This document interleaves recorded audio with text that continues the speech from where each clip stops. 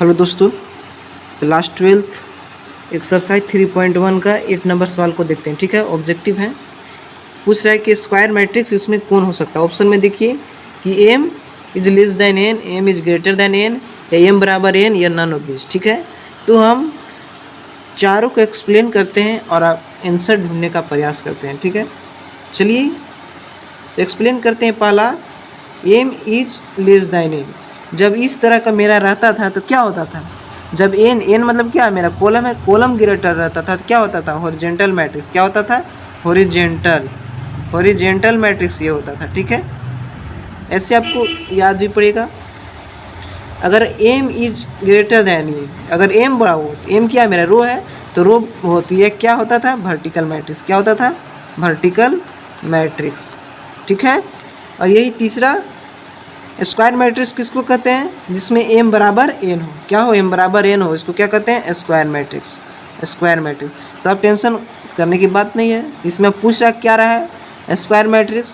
तो square matrix मेरा कौन हो जाएगा ऑप्शन में, ऑप्शन नंबर सी। क्या होगा, option number C right answer.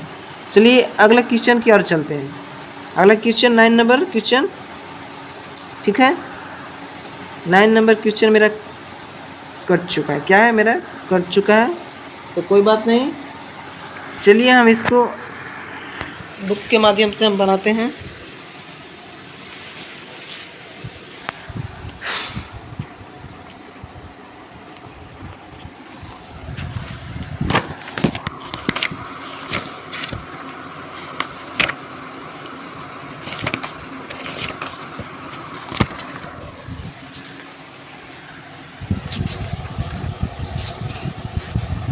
देखिए मेरा क्वेश्चन 9 नंबर क्या है, 9 नंबर क्वेश्चन मेरा क्या है, इसमें एक्स एंड वाई का वैल्यू पूछ रहा है कि एक्स एंड वाई बराबर वाट क्या होगा। ठीक है, लिख दे रहे हैं क्वेश्चन, और दिया हुआ है मेरा 3x + 7, ये 5 दिया हुआ है, और y + 1 है, और 2 - 3x है। ठीक है, 3x है ये, और क्या है, एक और मैट्रिक्स है, इसमें क्या दिया हुआ है, 0, y - 2, 8 और 4 है। ठीक है, इसमें मेरा x और y का वैल्यू फाइंड करना है। ऑप्शन भी लिख दे रहे हैं। ऑप्शन में क्या क्या दे रहा है, ऑप्शन मेरा दिया हुआ है, एगो x बराबर -1/3 और y बराबर 7। ठीक है, ऑप्शन बी दिया हुआ है, नॉट पॉसिबल टू फाइंड, क्या इसको हम प्राप्त नहीं कर सकते हैं। ठीक है, और थर्ड दिया हुआ है y बराबर 7 और x बराबर -2/3, और डी दिया हुआ है। चलिए डी अगला पेज में लिखते हैं। तो डी दिया हुआ है, x बराबर -1/3 और y बराबर -2/3। ये तो मेरा क्वेश्चन हुआ। तो चलिए हम सॉल्व करते हैं। क्या करते हैं, सॉल्व करते हैं। तो हम जब ये क्वेश्चन को सॉल्व करने से पहले हम बताए थे आपको कि अगर दो मैट्रिक्स रहेगा तो पहला मैट्रिक्स के पहला एलिमेंट दूसरे मैट्रिक्स के पहला एलिमेंट के बराबर होता है, या उसी तरह पहले एलिमेंट का दूसरा एलिमेंट दूसरे एलिमेंट के दूसरे एलिमेंट के बराबर होता है। ठीक है, पहला पर रहेगा तो पहला के बराबर होगा, दूसरा के दूसरा बराबर, तीसरा के ये अगला मैट्रिक्स के बराबर होता है। ठीक है, तो वही उसी आधार पर बनाते हैं।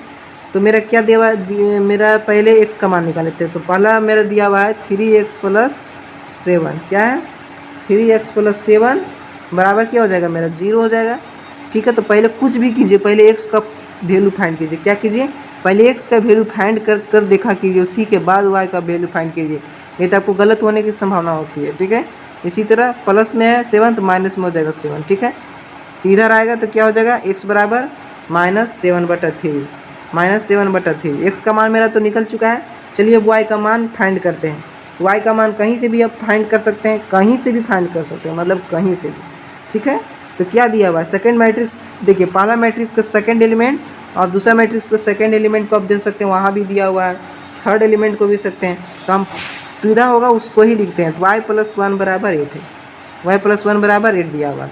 तो y बराबर क्या हो जाएगा, सो देखिए y बराबर क्या हो जाएगा, मेरा 8 और प्लस इधर तो माइनस हो जाएगा, तो y बराबर क्या हो जाएगा, मेरा 7 हो जाएगा। ठीक है, तो कहीं देखिए कि ऑप्शन में कि x बराबर -7/3 और यह y बराबर 7, y बराबर 7 आ रहा है, लेकिन x बराबर -7/3 कहीं नहीं आ रहा है, कहीं नहीं आ रहा है। इसलिए मेरा आंसर क्या हो जाएगा, आंसर जो मेरा राइट आंसर होगा वो क्या होगा, तो चलिए जो ऑप्शन लिखे उसको, तो ऑप्शन नहीं मिल रहा है इसलिए not possible to find, option number B.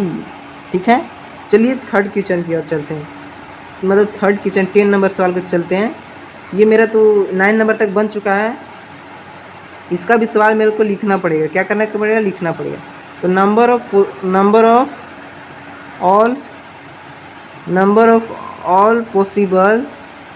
All possible matrix, क्या करना है? ऑल पॉसिबल मैट्रिक्स, जितना भी संभव हो सकता है उतना मैट्रिक्स ऑफ ऑर्डर दिया हुआ है 3x3 का दिया हुआ है। क्या हुआ? 3x3 with each entry. इसमें क्या कर सकते हैं? विथ ईच एंट्री इसमें प्रवेश करा सकते हैं विथ ईच एंट्री 0 और 1। क्या किसको प्रवेश करा सकते हैं? 0 और 1 के ईच। तो पहला ऑप्शन दिया है मेरा 27, दूसरा दिया हुआ है 18, सी दिया हुआ है 81 और डी दिया हुआ है 512। ठीक है, तो ये सबसे मेरा आसान क्वेश्चन है। क्या है? आसान क्वेश्चन है। ठीक है, तो क्या करेंगे इसको? सो देखिए, तो पहले देखिए कि 0 और 1 क्या है? दो एंट्री कराने के लिए बोल रहा है, एंट्री कराने के लिए बोल रहा है। तो मतलब मेरा क्या होगा? दो मानिए 2 अंक है, तो ये लिख लीजिए 0 और 1 मिलाकर 2 अंक हुआ जी। ठीक है, और ऊपर मेरा ऑर्डर कितना दिया हुआ है? 3x3 का दिया हुआ है। ठीक है, तो इसको सॉल्व कीजिएगा तो क्या आएगा? 2 और 2 तो रहेगा नीचे, और 3x3 करेंगे तो कितना होगा? 3 3 जा 9 होगा। क्या होगा? 9 होगा। तो 2 का पावर 9 बार करेंगे तो आंसर आएगा मेरा 512। इसलिए ऑप्शन नंबर क्या हो जाएगा? D, option right answer, absolutely right answer. ठीक है, और लिख रहे हैं अगर welcome to your my YouTube channel, welcome to your my YouTube channel. ठीक है, target classes, target classes 0001। Thanks.